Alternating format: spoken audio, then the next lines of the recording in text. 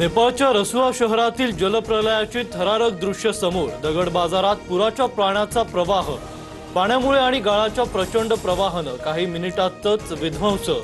पूर आल्यानंतर लोक सैरावैरा पळू लागले।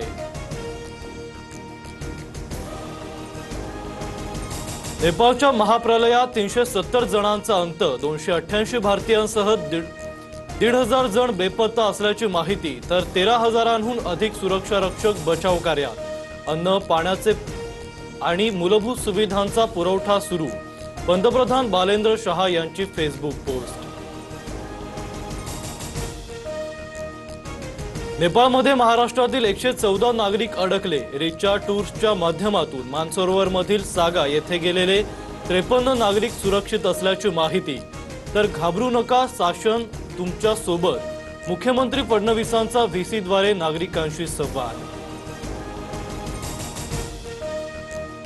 एमपीएससी पेपर फुटी प्रकरणात 5 लाखांचा व्यवहार। एमपीएससी कार्यालयात देवाणघेवाण झाल्याची तपासात माहिती समोर। सहाय्यक कक्ष अधिकाऱ्यांना प्रश्नसंच बेकायदेशीरपणे मिळवला। पेपर फुटीची इनसाइड स्टोरी TV9 मराठीच्या हाती। एमपीएससी पेपर फुटीवरून राजकारण करणं अयोग्य। कुणी कुठल्याही पक्षाचा असो, कारवाई झाली आणि होणारच। मुख्य परीक्षा पारदर्शक करण्यासाठी व्यवस्था उभ्या करणार, मुख्यमंत्री फडणवीसांचं आश्वासन। प्रकाश सुर्वेंकडून आयोजित मराठी भाषा प्रशिक्षण प्रमाणपत्र वितरण कार्यक्रम वादात।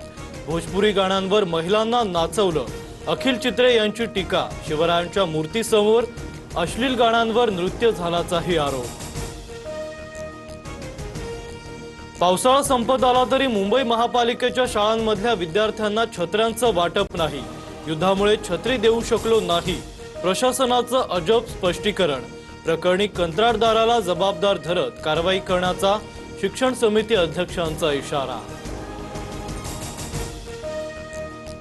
जेवण करून उपोषण करा, मीही उपोषणात चोरून खायचो। आदिवासी विद्यार्थ्यांच्या आंदोलनाची मंत्री नरहरी झिरवाळांकडून खिल्ली। हा विद्यार्थ्यांचा अपमान, वाचाळ मंत्री म्हणत अंबादास दानवेंची झिरवाळांवर टीका। आदिवासी विद्यार्थ्यांच्या मागण्यांवर तोडगा नाहीच। 16व्या दिवशीही विद्यार्थ्यांचं आंदोलन सुरूच। काही आंदोलकांची तब्येतही बिघडली। 2 दिवसात मंत्रालयात बैठक घेऊ, आदिवासी विकास मंत्री अशोक उईके यांचं आश्वासन। महायुती सरकारनेच मराठा समाजाच्या हिताचे निर्णय घेतलेत। सरकारनं मराठा समाजासाठी जितकं काम केलं तितकं काम याआधी कुणीही केलं नाही। जरांगेंच्या मुंबईतील आंदोलनाबाबतच्या भूमिकेनंतर मुख्यमंत्री फडणवीसांचं भाषण।